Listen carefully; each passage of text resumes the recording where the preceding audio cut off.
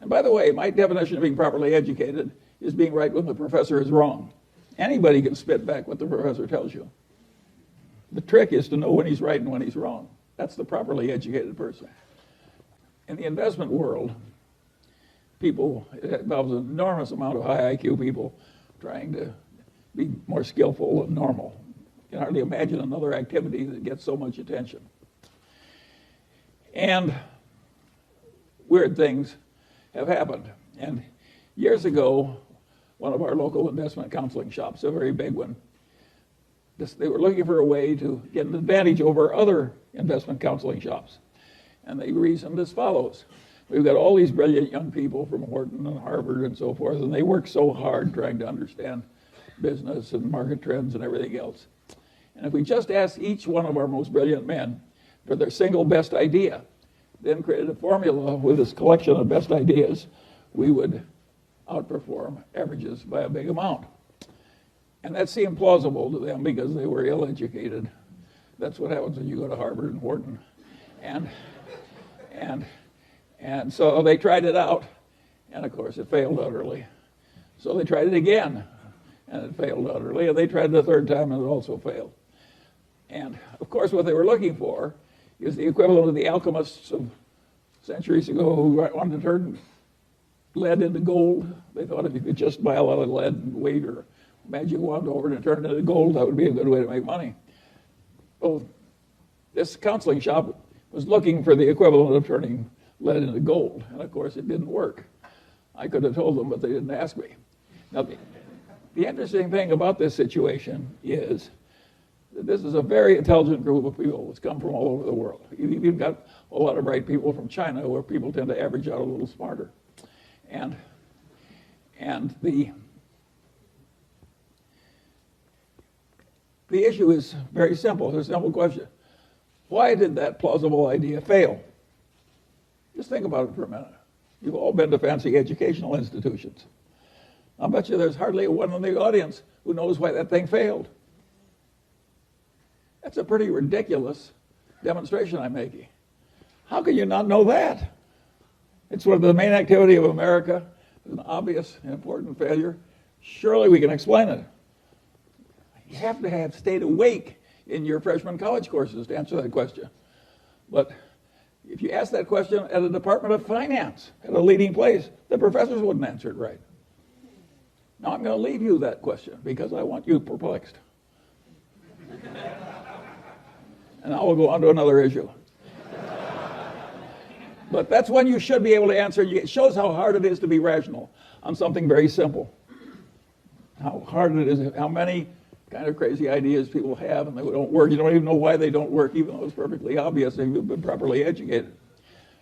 And by the way, my definition of being properly educated is being right when the professor is wrong. Anybody can spit back what the professor tells you. The trick is to know when he's right and when he's wrong. That's the properly educated person. And of course, they're frequently wrong, particularly in the soft sciences. In fact, if you look at a modern elite institution, it's fair to say that a lot of the faculty are a little crazy. It's so left-wing now in the humanities. And it's very peculiar. And that's another thing. Why should 90% of the college professors in the humanities be very left-wing? I leave that question for you, too. But it happens.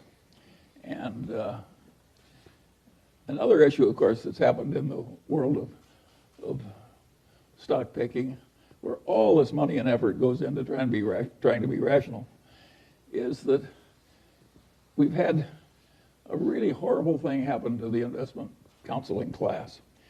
And that is these index funds have come along and they basically beat everybody. And not only that, the amount by which they beat everybody is roughly the amount of cost of running the operation and making the changes in investments. So you have a whole profession that is basically being paid for accomplishing practically nothing. This is very peculiar.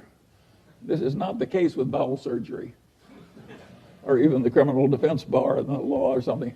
They have a whole profession where the chosen activity they've selected, they can't do anything. Now, in the old days, the people in the profession always had some of this problem. And they rationalized as follows. We are saving our clients from the insurance salesman and the stockbroker, the standard stockbroker that serves the active trader. And they were saving people from the life insurance salesman and the hustling stockbroker who liked active trading.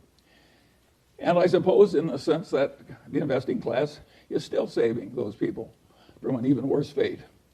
But it is very peculiar when a whole profession that works so hard and is so admirable, and the members of which we are delighted when they marry into our families, and they just can't do what the profession is really trying to do, which is get better than average results.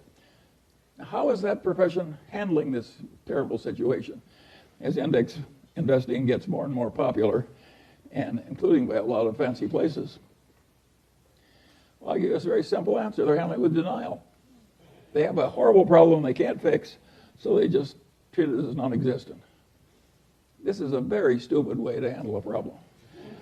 Now, it may be good when you're thinking about your own death, which you can't fix, and just denial all the way to the end. But in all the practical fields of life, this problem thoroughly understood is half solved or better coped with. So it's wrong to have all these people in just a state of denial and doing what they've always did year after year and hoping that the world will keep paying them for it, even though an unmanaged index is virtually certain to do better. It's a very serious problem. And think of how much New York, say, needs a flow of money from finance. Think what would happen to Manhattan if there weren't any fees for investment management or trading spreads and so on. And so it's a weird situation.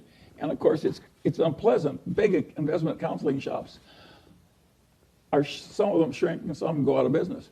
And the value investors, of course, who many of I know because we came from that tradition, the value investors who are honorable are quitting. Boom, boom, boom. And what worked for them for years stopped working, and they're honorable people, they just quit. And they're also rich. So it makes it easy. But those who aren't rich have a hell of a problem. And it costs about $50,000 to say in Manhattan to send your kid to preschool, non-deductible.